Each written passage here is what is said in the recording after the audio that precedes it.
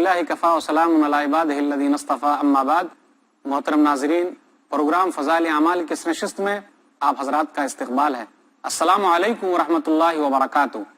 آج کی نشست کا موضوع ہے قربانی کے مسائل۔ اعوذ باللہ من الشیطان الرجیم، بسم اللہ الرحمن الرحیم۔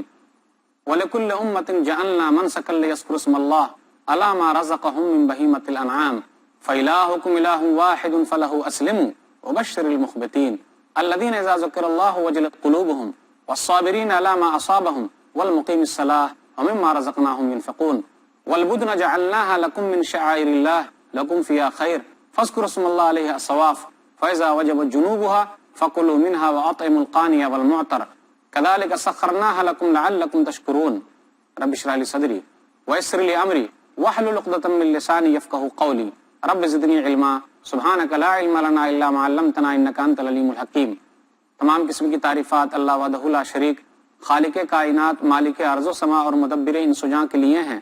اس کے بعد بے شمار درود و سلام نازل ہو جناب محمد رسول اللہ صلی اللہ علیہ وسلم پر کہ اللہ رب العالمین نے انہیں رحمت للعالمین بنا کر بھیجا۔ اللہم صلی علی محمد وعلی آل محمد کما صلیت علی ابراہیم وعلی آل ابراہیم انک حمید مجید۔ اللہم بارک علی محمد وعلی آل محمد کما بارکت علی ابراہیم وعلی آل ابراہیم انک حمید مجید۔ محترم ناظرین، میں نے سورہ حج سورہ نمبر 22 کی 3 آیتیں 34، 35 اور 36 آپ کے سامنے پڑھی ہے۔ اس مناسبت سے قربانی کے چند مسائل آپ کے سامنے رکھنے ہیں۔ ناظرین کرام، قربانی کا ایک اہم مسئلہ تو یہ ہے کہ میت کی طرف سے قربانی کرنا کیسا ہے۔ علماء کے درمیان اختلاف پایا جاتا ہے کہ میت کی طرف سے قربانی کی 3 صورتیں بنتی ہے۔ مرنے والا اگر وصیت کر کے مرا ہے تو ضروری ہے کہ ہر سال اس کی طرف سے قربانی کی جائے، اس میں علماء کے درمیان کوئی اختلاف نہیں ہے۔ اسی طرح اگر زندہ آدمی اپنی قربانی میں مردے کو بھی شامل کر لے تو کوئی حرج کی بات نہیں ہے، لیکن اختلاف ہے علماء کے درمیان کہ اگر ایک الگ سے حصہ مردوں کے لیے قربانی کیا جائے تو اس میں اختلاف پایا جاتا ہے۔ اس میں 2 طریقے کے اقوال پائے جاتے ہیں، علماء کی 2 رائے ہے۔ چند لوگوں کا کہنا ہے کہ میت کی طرف سے الگ سے قربانی جائز ہے۔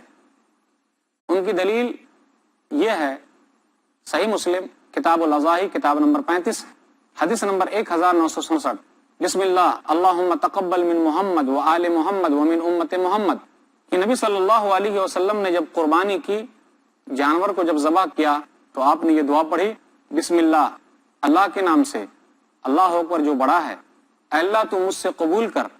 پھر آگے کہا وہ آل محمد، اور محمد کے خاندان سے قبول کر، ومن امت محمد، اور محمد کی امت کی طرف سے قبول کر۔ جو لوگ قربانی کرتے ہیں ان کا کہنا یہ ہے کہ نبی صلی اللہ علیہ وسلم نے امت کی طرف سے قربانی کی ہے اور امت میں مردے بھی داخل ہیں۔ جن کا کہنا یہ ہے کہ قربانی مردے کی طرف سے جائز نہیں ہے، ان کا کہنا یہ ہے کہ ایک اور حدیث ہے جو سنن ابی داؤد کی ہے، اس میں وضاحت کے ساتھ موجود ہے۔ نبی صلی اللہ علیہ وسلم نے کہا کہ قربانی میری امت میں ان کی طرف سے ہے جنہوں نے قربانی نہیں کی۔ سنن ابی داؤد کتاب الضحایا کتاب نمبر 16 حدیث نمبر 2810، بسم اللہ اللہ اکبر ھذا انی وامن لم یضحی من امتی، اللہ کے نام سے جو سب سے بڑا ہے، یہ میری طرف سے ہے اور میری امت میں ان کی طرف سے ہے جن لوگوں نے قربانی نہیں کی۔ تو پتہ یہ چلا کہ جن لوگوں نے قربانی نہیں کی ان کی طرف سے نبی صلی اللہ علیہ وسلم نے قربانی کی ہے۔ لیکن سب سے بڑی دلیل جو لوگ قربانی کے قائل ہیں ان کی دلیل ہے حدیث علی رضی اللہ تعالیٰ عنہ کی حدیث ہے جو سنن ترمذی میں ہے۔ سنن ترمذی کتاب الاضاحی کتاب نمبر 17 حدیث نمبر 1495۔ علی رضی اللہ تعالیٰ عنہ کہتے ہیں کہ نبی صلی اللہ علیہ وسلم نے مجھے حکم دیا ہے، اس لیے میں ہر سال 2 میڈھے قربانی کرتا ہوں۔ ناظرین آپ غور کیجئے، یہ حدیث صحیح نہیں ہے۔ علی رضی اللہ تعالیٰ عنہ کی حدیث ضعیف ہے، کمزور ہے، اس پر عمل نہیں کیا جا سکتا، کیونکہ اس حدیث کے اندر ایک راوی ہے ابو الحسناء، جس کے بارے میں حافظ ابن حجر رحمہ اللہ نے اپنی کتاب تقریب التہذیب کے ترجمہ نمبر 8086 میں کہا مجہول، اس آدمی کا عطا پتہ ہے ہی نہیں، وہ مجہول ہے، اس کے بارے میں کچھ بھی پتہ نہیں ہے، پھر وہ حدیث کیسے بیان کر رہا ہے؟ علامہ البانی رحمہ اللہ جو محدث عصر ہیں، وہ اپنی کتاب رواء الغلیل میں لکھتے ہیں جلد نمبر 3 صفحہ نمبر 354 کہ نبی صلی اللہ علیہ وسلم نے اپنی امت کی طرف سے جو قربانی کی ہے من خصائصہ صلی اللہ علیہ وسلم، یہ نبی صلی اللہ علیہ وسلم کی خاصیت ہے۔ وہ کہتے ہیں ایک عبادت ہے اور وہ عبادت کوئی دوسرا آدمی نہیں کر سکتا۔ اسی طرح روزہ رکھنا کوئی دوسرا آدمی نہیں رکھ سکتا۔ چند وہ چیزیں بیان کی گئی جو خصوصیت کے ساتھ ہیں، آدمی اس کا روزہ رکھ سکتا ہے جن کے روزے چھوٹ گئے ہیں یا پھر جن کا انتقال ہو گیا ہے، جیسے حج کے بارے میں بھی ہے کہ ان کی طرف سے اگر ان کا ارادہ تھا تو آدمی حج کر سکتا ہے۔ تو چند خاصیتیں اگر ہیں موجود تو آدمی ویسا کر سکتا ہے، لیکن ہر آدمی کے لیے اپنا اپنا عمل ہے، جو وہ کرے گا اس کے حساب سے ویسا پائے گا، کیونکہ وَأَن لَّيْسَ لِلْإِنسَانِ إِلَّا مَا سَعَىٰ، سورہ نجم سورہ نمبر 53، کہ ہر آدمی کے لیے اتنا ہی ہے جتنا کہ اس نے کوشش کی ہے۔ کہ میت کی طرف سے قربانی کے بارے میں کوئی خاص دلیل نہیں ہے کہ نبی صلی اللہ علیہ وسلم نے کیا ہے۔ کیا نبی صلی اللہ علیہ وسلم نے کبھی اپنی بیوی خدیجہ رضی اللہ تعالیٰ عنہ کی طرف سے کیا؟ نہیں۔ نبی صلی اللہ علیہ وسلم نے اپنے بیٹے کی طرف سے کیا؟ نہیں۔ نبی صلی اللہ علیہ وسلم نے اپنی بیٹی کی طرف سے کیا؟ نہیں۔ خاص طور پہ خاص نام کے ساتھ ثابت نہیں ہے، اس لیے علماء جو زیادہ اس کی طرف گئے ہیں ان کا قول یہی ہے کہ ہر آدمی کا اپنا اپنا عمل ہے۔ یہ صورت جائز نہیں ہے کہ ایک خاص حصہ لے کر میت کی طرف سے قربانی کیا جائے۔ البتہ دو صورتیں جائز ہے کہ میت اگر وصیت کر کے مرا ہے تو اس کے وصیت کے نفاذ میں ہر سال قربانی کرنی چاہیے، یا زندہ آدمی اپنی قربانی میں اس کو شامل کر لے تو وہ بھی جائز ہے۔ قربانی کے مسائل میں ایک مسئلہ یہ بھی ہے کہ قربانی کا جانور جب ہم خریدیں تو اچھا خریدیں اور اسے اپنے گھر لائیں، اسے اچھے طریقے سے پالے پوسیں۔ صحابہ کرام کا یہ معمول تھا کہ وہ جانور خریدتے تھے، اس کی اچھی طریقے سے دیکھ بھال کرتے تھے۔ صحیح بخاری کتاب الاضاحی کتاب نمبر 73، ابو امامہ رضی اللہ تعالیٰ عنہ کہتے ہیں کننا نسمن الاضحیۃ بالمدینہ، کہ ہم لوگ قربانی کے جانور کو مدینہ کے اندر خوب موٹا تازہ کرتے تھے۔ قربانی کے مسائل میں ایک مسئلہ یہ بھی ہے کہ جو جانور ہم اور آپ خریدتے ہیں وہ عیب دار نہ ہو۔ سنن نبی داؤد کتاب الضحایا کتاب نمبر 16 حدیث نمبر 2802، اربع لا تجوز فی الاضاحی، 4 عیب جو ہے وہ قربانی کے جانور میں نہیں ہونا چاہیے۔ العوراء بین عورها، اندھا، والمریضہ بین مرضها، بیمار، پھر اسی طرح والعرجاء، وہ لنگڑا جس کا لنگڑا پن واضح ہو، ویسا جانور بھی نہیں خریدنا چاہیے۔ اسی طرح ایسا جانور جس کا گودا نظر ہی نہیں آتا ہے، انتہائی لاغر قسم کا، تو ایسے جانور قربانی کے لیے نہ خریدے جائیں۔ اس آدمی نے کہا مجھے ناپسند ہے کہ اگر دانت کا کچھ حصہ ٹوٹا ہو تو چلے گا کیا؟ کہا اگر تجھے ناپسند ہے لا تحرم علی احد، تو دوسروں کے لیے حرام نہ کر، یعنی تھوڑا بہت دانت کا ٹوٹا ہوا چل سکتا ہے، کوئی حرج کی بات نہیں۔ قربانی کے مسائل میں ایک مسئلہ یہ بھی ہے کہ خصی جانور بھی کر سکتے اور غیر خصی جانور بھی کر سکتے۔ خصی جانور کی مثال تو یہ ہے، یہ قول ہے ابو سعید کا رضی اللہ تعالیٰ عنہ، سنن ابو داؤد کے اندر کتاب الضحایا کتاب نمبر 16 حدیث نمبر 2796، کہ نبی صلی اللہ علیہ وسلم نے اقرن فحیل، نبی صلی اللہ علیہ وسلم نے ایک دمبا خریدا جن کے خصیے نکالے ہوئے نہیں تھے، بلکہ جس کے خصیے تھے نبی صلی اللہ علیہ وسلم نے ویسا دمبا خریدا، تو ایسا جانور بھی آدمی کر سکتا ہے۔ اسی طریقے سے قربانی کے جانور میں وہ جانور بھی کر سکتے ہیں جس کے خصیے نکال دیے گئے ہو، یہ عیب میں شامل نہیں ہے۔ سنن ابن ماجہ کتاب الاضاحی کتاب نمبر 26 حدیث نمبر 3122، راوی کہتے ہیں کہ نبی صلی اللہ علیہ وسلم نے 2 میڑھے خریدے، موٹے تگڑے، پھر آگے کہا موجوعین، جس کے خصیے نکال دیے گئے تھے، نبی صلی اللہ علیہ وسلم نے ویسے میڑھے خریدے، تو خرید سکتے ہیں، اس کا بھی استعمال جائز ہے، اس کی بھی قربانی جائز ہے، اس میں کوئی حرج کی بات نہیں۔ اسی طرح اگر قربانی کرنے کے بعد پیٹ میں بچہ نکل آئے تو وہ بھی اس جانور کی بھی قربانی جائز ہے۔ نبی صلی اللہ علیہ وسلم نے کہا کتاب الضحایا کتاب نمبر 16 سنن نبی داؤد کے اندر ہے، کلوہ ان شئتم، جس جانور کو ذبح کیا اگر اس کے پیٹ میں بچہ ہے تو اس جانور کو کھا سکتے ہو، اس کے بچے کو کھا سکتے ہو، قربانی اس کی ماں کی ہو گئی، ذبح کیا گیا وہی قربانی اس کے لیے۔ نبی صلی اللہ علیہ وسلم نے کہا فإن زکاتہ زکات امہ، کیونکہ ان کا قربانی کرنا ان کی ماں کا قربانی کرنا ہے، تو اب الگ سے اس کو قربان کرنے کی ضرورت نہیں ہے، ذبح کرنے کی ضرورت نہیں ہے، آدمی کھانا چاہے تو کھا سکتا ہے یا نہ کھانا چاہے تو نہیں کھا سکتا ہے۔ ناظرین، ہم آپ کی خدمت میں دوبارہ حاضر ہوں گے، مگر چھوٹے سے وقفے کے بعد۔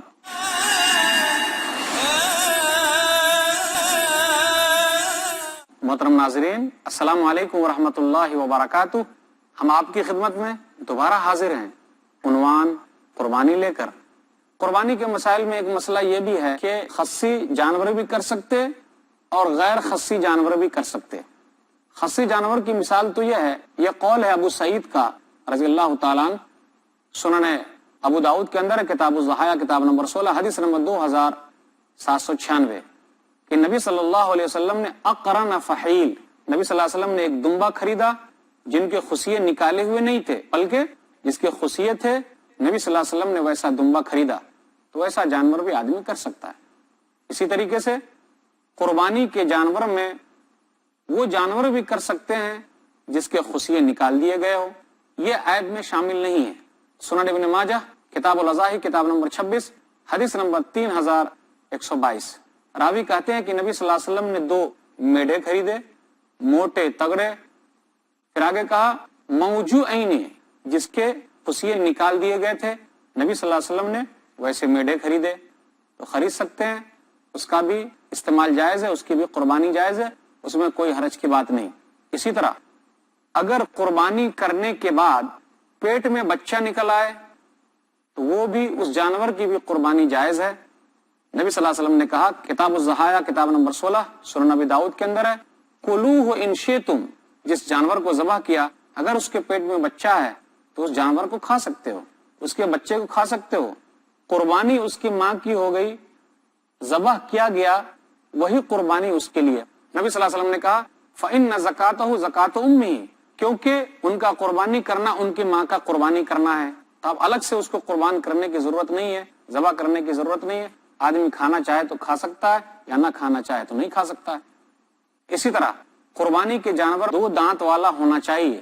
صحیح مسلم کتاب الاضاحی کتاب نمبر 35 حدیث نمبر 1963، لا تذبحوا الا مسنۃ الا ان يعصر علیکم فتذبحوا جزعۃ من الظعن۔ نبی صلی اللہ علیہ وسلم نے کہا کہ 2 دانت والے جانور ذبح کرو، لیکن اگر تنگی آ جائے تو 1 سال کا بھیڑ کا بچہ بھی کر سکتے ہو۔ کچھ علماء نے یہ بھی کہا ہے کہ اونٹ 4 سال کا ہو جائے، 5 سال میں داخل ہو جائے، بیل گائے وغیرہ 2 سال کے ہو جائے، 3 سال میں داخل ہو جائے، بکری وغیرہ 1 سال کے ہو کر 2 سال میں داخل ہو جائے، لیکن اہم ہے کہ 2 دانت والا ہونا چاہیے۔ صرف بھیڑ کا بچہ یہ خاص ہے 6 مہینے کا بھی چل سکتا ہے، اس کے علاوہ کسی اور چھوٹے جانور کے لیے نبی صلی اللہ علیہ وسلم کی طرف سے کچھ بھی نہیں ہے کہ آپ چھوٹے جانور کو 2 دانتا سے پہلے ہی ذبح کر سکتے ہیں۔ قانون جو ہے جانور کے لیے ضروری ہے 2 دانت والا ہو۔ قربانی کے مسائل یہ میں ہے کہ قربانی کتنے دن ہے، بہت سارے اقوال پائے جاتے ہیں، 2 قول زیادہ مشہور ہے۔ ایک قول راجح ہے کہ قربانی 4 دن ہے، 10 تاریخ، 11 تاریخ، 12 تاریخ، 13 تاریخ۔ قرآن مجید کی جو آیت ہے جو سورہ بقرہ سورہ نمبر 2 آیت نمبر 203 ہے، حافظ ابن کثیر رحمہ اللہ نے یہاں ابن عباس رضی اللہ تعالیٰ عنہ کا قول نقل کیا کہ اس سے مراد ایام تشریق ہے، اور ایام تشریق 3 دن ہم اچھی طریقے سے جانتے ہیں، 11 تاریخ، 12 تاریخ، 13 تاریخ، یعنی 11 ذی الحجہ، 12 ذی الحجہ، 13 ذی الحجہ، اور کل ایام تشریق ذبح۔ یہ حدیث ہے بہقی کی جلد نمبر 9 صفحہ نمبر 498 کہ ایام تشریق جو ہے 11، 12، 13 ذی الحجہ ذبح کا دن ہے، قربانی کا دن ہے۔ ہدایہ کے اندر بھی لکھا ہوا ہے کتاب الاضحیہ میں کہ ایام تشریق 3 دن ہے، 11 تاریخ، 12 تاریخ، 13 تاریخ۔ غنیت الطالبین شیخ عبد القادر جیلانی رحمہ اللہ کی کتاب ہے، اس کے اندر بھی لکھا ہوا کہ ایام تشریق جو ہے 11 تاریخ ہے، 12 تاریخ ہے اور 13 ذی الحجہ ہے۔ اس لیے قربانی جو ہے وہ 4 دن ہونی چاہیے، 10ویں تاریخ کو، 11ویں تاریخ کو، 12ویں تاریخ کو اور 13ویں تاریخ کو۔ کچھ لوگ کہتے ہیں کہ قربانی جو ہے وہ 3 دن ہے، 10 تاریخ، 11 تاریخ اور 12 تاریخ۔ اس میں عبداللہ بن عمر کا قول نقل کرتے ہیں جو موطا کے اندر ہے، لیکن حافظ ابن کثیر رحمہ اللہ نے کہا کہ راجح قول یہ ہے جو انہوں نے تفسیر میں بیان کیا، جو تفسیر سورہ بقرہ سورہ نمبر 2 آیت نمبر 203 کے تحت ہے کہ 4 دن قربانی کے ہیں۔ قربانی کے مسائل میں یہ مسئلہ بھی ہے کہ قربانی کے جانور میں کتنے لوگ شریک ہو سکتے ہیں۔ قربانی کا جانور اگر ہمارے پاس اونٹ ہے تو اس میں 7 آدمی شریک ہو سکتے ہیں، اسی طرح بیل میں 7 آدمی شریک ہو سکتے ہیں، گائے میں 7 آدمی شریک ہو سکتے ہیں۔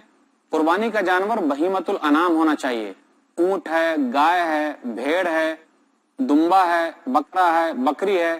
آپ ہرن کی قربانی نہیں کر سکتے، مرغی کی قربانی نہیں کر سکتے، انڈے کو قربانی کے طور پر نہیں دے سکتے۔ صحیح مسلم کی حدیث ہے کتاب الحج کتاب نمبر 15، راوی نے بیان کیا کہ ہم لوگ نبی صلی اللہ علیہ وسلم کے ساتھ تھے تو ہم لوگ اونٹ کے اندر 7 آدمی شریک ہوئے۔ پھر اسی طرح سنن ابن ماجہ کی ایک حدیث ہے جس کے اندر یہ ذکر ہے کہ اونٹ میں 10 آدمی بھی شریک ہو سکتے ہیں، حدیث نمبر 3131۔ آدمی اونٹ کے اندر 10 آدمی بھی شریک ہونا چاہے تو ہو سکتے ہیں، کوئی حرج کی بات نہیں۔ اسی طرح ایک گائے یا ایک اونٹ گھر کے تمام افراد کی طرف سے کافی ہے، گرچہ 7 آدمی سے زیادہ کیوں نہ ہو۔ صحیح بخاری کی حدیث ہے، حدیث نمبر 5559، کتاب الاضاحی کتاب نمبر 73، کہ نبی صلی اللہ علیہ وسلم نے اپنی عورتوں کی طرف سے ایک گائے قربانی کی۔ تو نبی صلی اللہ علیہ وسلم کے گھر میں 7 لوگوں سے زیادہ لوگ تھے۔ پھر اسی طرح ایک بکری بھی گھر کے تمام افراد کی طرف سے کافی ہو سکتی ہے، ضروری نہیں کہ اس میں 7 لوگ شریک نہیں ہو سکتے ہیں یا اس سے زیادہ لوگ شریک نہیں ہو سکتے ہیں، ایک بکری بھی گھر کے تمام افراد کی طرف سے کافی ہے۔ سنن ترمذی کتاب الاضاحی کتاب نمبر 17، حدیث نمبر 1505، ابو ایوب انصاری رضی اللہ تعالیٰ عنہ نے کہا کہ ہم لوگ اپنے دور میں اپنے گھر والے کی طرف سے ایک بکری قربانی کرتے تھے، دیکھو آج لوگ فخر کرنے کے لیے کتنی زیادہ قربانی کر رہے ہیں، یعنی ایک بکری بھی ہمارے گھر والوں کی طرف سے کافی ہوتی تھی۔ تو شراکت کے تعلق سے، حصہ داری کے تعلق سے یہ چیزیں ہیں۔ ایک جانور گھر کے تمام افراد کی طرف سے کافی ہے، ایک بڑے جانور میں 7 آدمی شریک ہو سکتے ہیں، ایک بڑے جانور میں 10 آدمی بھی شریک ہو سکتے ہیں۔ یہاں میں واضح کر دینا چاہتا ہوں، ہمارے درمیان بہت سارے لوگ ایسے بھی پائے جاتے ہیں جو قربانی کے حصے میں عقیقہ کرتے ہیں۔ یاد رکھیے، عقیقہ ایک الگ چیز ہے، قربانی ایک الگ چیز ہے۔ قربانی کب کی جاتی ہے؟ بقرعید کے موقع سے۔ عقیقہ کب کیا جاتا ہے؟ جب بچہ پیدا ہو تو 7ویں دن۔ اور عقیقہ کے اندر پورا جانور کرنا چاہیے، یعنی پورا کا پورا جانور دینا ہے۔ بقرعید کے حصے میں عقیقہ نہیں کیا جا سکتا۔ عقیقہ کا حصہ اور عقیقہ کی جو مناسبت ہے وہ بچہ پیدا ہونے کے 7ویں دن ہے۔ قربانی کے مسائل میں یہ ہے، جب جانور ہم ذبح کرنے چلیں تو اپنے چھری وغیرہ کو تیز کر لیں۔ نبی صلی اللہ علیہ وسلم نے کیا کہا؟